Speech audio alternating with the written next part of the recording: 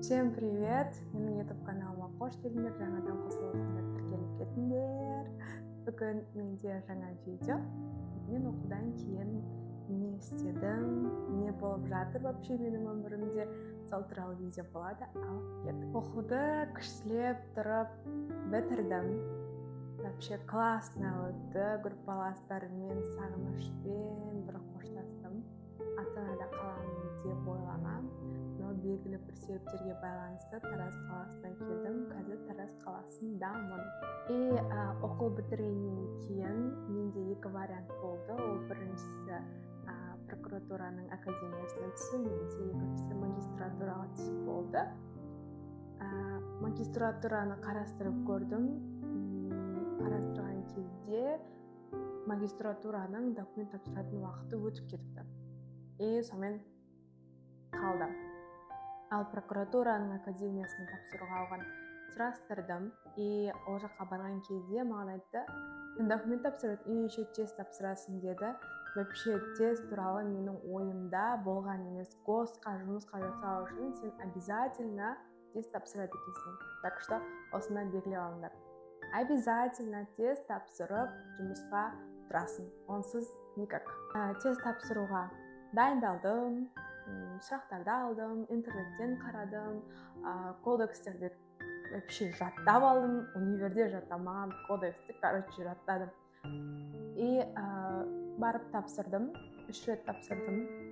Біріншісінде менде 4 балл жетпей қалды, екіншісінде 2 балл жетпей қалды, үшіншісінде все, дедім ғой. Үшіншісінде өттім. Прокуратураны ол өтем дегенше, прокуратураның конкурсы бітіп кетті. Ол қалды. Мен бірінші тапсырған кезде сразу өтем. Все, болды, прокуратураның академиясына тапсырамын деп ойлағам. Но өтпей қалғаннан кейін прокуратураның конкурсы бітті. Мен оған үлгермей қалдым. Сосын мен өзімнің негізі гражданка бойынша бітіргеннен кейін, негізі менің жұмысымның көбісі сотта жүреді. Сосын сотқа қарай іздестіріп көрдім, қалай болады екен, конкурстарға іздедім, конкурстарға қатысып, конкурстан үшінші, яғни өткен тестім бойынша тапсырдым, конкурсқа бардым, конкурсқа барғаннан кейін сұрақтарға жауап бердім да, все, өтіп кеттім ғой. Сөйтіп, Тараз қаласында медиация бойынша судьяның хатшысымын. Вообще классно. Бастапқы кезде маған вообще түсініксіз болған, қалай болады. Вообще менің практикамда болмаған сотта практикаға жұмысқа тұру, короче, менің ойым барлығы ДВД, прокуратура, милиция, полиция, короче, сондай болғанда менің ойымда. Ал мен кейін жұмысқа тұрған кезде менің өзімнің профессиям, на самом деле келген кезде гражданска бойынша оқығаннан кейін негізгі түпкі жұмыс менде сотқа байланысты болу керек. Сотта мен өтсем, сол жақ дұрыстауды, көбінесе сол жақтан оқығаннан кейін. Сотқа келдім, бастапқы кезде бір түрлі андай чувство болды.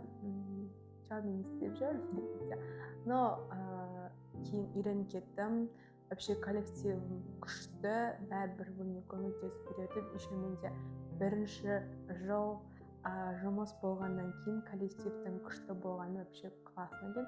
Көбінесе барлығы жұмыстың өтуі коллективке байланысты екен. Вот осылай мен оқудан кейінгі жұмысым сотта хатшының қызметі болды.